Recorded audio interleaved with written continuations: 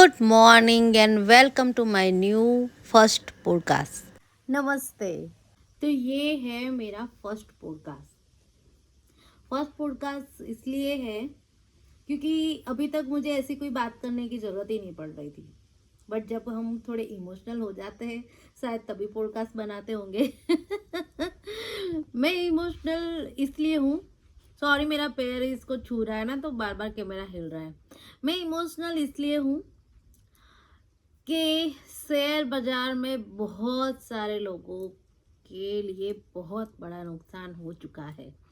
जो हो चुका है वो हो चुका है, उसके लिए हम किसी को भी जवाबदार नहीं दे सकते, क्योंकि हम खुद जब तक जवाबदारी नहीं निभाएंगे तब तक हमें किसी भी सरकार को या किसी भी अधिकारी को कोसने का कोई मतलब ही नहीं है। डॉक्टर मनमोहन सिंह की जब सरकार थी तब उन्होंने भी अच्छा इकोनॉमी में ग्रोथ किया था। उन्होंने भी अपनी जो भी समझ थी उसका बहुत ही अच्छा उपयोग किया था और बहुत ही फ़ायदा भी हुआ था उस सब चीज़ों का।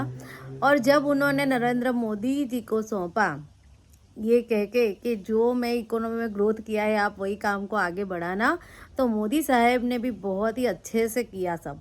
मोदी साहब भी बहुत ही बढ़िया प्लान लेकर आए। क्या था? Make in India.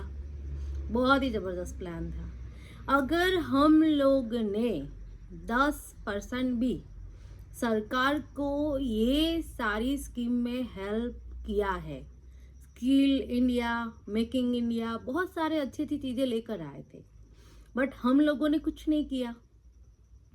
ठीक है ना? बहुत सारे लोग आए हमको बोल के गए स्वदेशी अपनाओ, गांधी जी ने भी बोला था और तब हमने किया था और सक्सेस हुए थे। बट आज मैंने भी मेरे वीडियो में बहुत बार बोला है बातों बातों में कि हमें अपना स्वदेशी अपनाना चाहिए, बट हमें क्या है, दिखावे की दुनिया में अभी हम लोग खो ऐसे गए हैं कि हम लोग भूल जाते हैं कि हमारे आने वाली पीढ़ी पर इसका क्या असर होने वाला है। बस यही बात है, अभी वक्त है। देखिए चाइना ने कितना मस्त पूरा अपना मतलब इतना बिजनेस बढ़ाया है, अपना ही देश का चीज़ हर जगह पे आप कहीं पर भी जाओगे मेड इन चाइना आपको इजीली हर चीज़ में मिल जाएगा। तो ये हम क्यों नहीं कर सकते हैं? हम कर सकते हैं। अब आप ये से बोलोगे कि आप तो देश से बाहर बैठी हो, आप खुद ये देश छोड़ के चली गई हो और आप क्यों ये सब बोलती हो, यहाँ पर रहोगी तो पता चलेगा वगैरह वगैरह। बट उसका मैं एक बात बताऊं, जब हम अपने बच्चों से दूर होते हैं ना तो हमें बच्चे ज़्यादा याद आते हैं।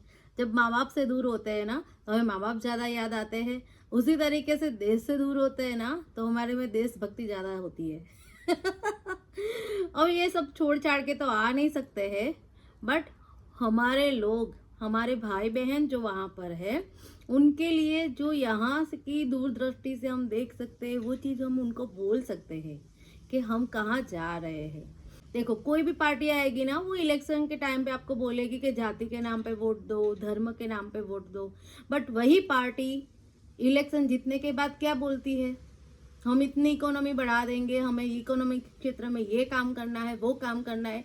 कभी वो पार्टी ऐसा बोलती है कि हम सिर्फ हिंदू लोगों के लिए ही काम करेंगे, या हम सिर्फ क्रिश्चियन लोगों के लिए ही काम करेंगे, हम सिर्फ मुसलमान लोगों के लिए ही काम करेंगे? ऐसा कोई नहीं बोलेगा। सब लोग देश के लिए काम करेंगे ऐसा बोल रहे हैं।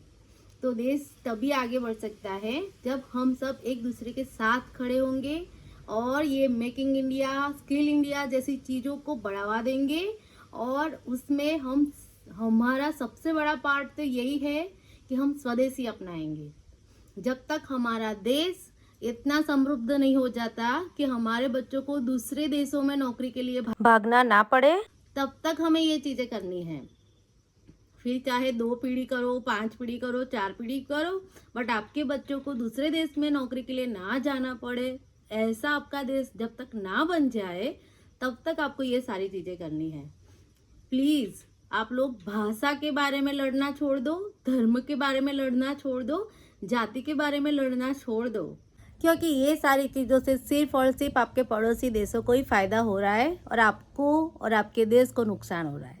क्योंकि सब लोग साथ खड़े होंगे तभी देश आगे बढ़ेगा। जय भारत, जय हिंद। और हाँ, आई लव ऑस्ट्रेलिया टू।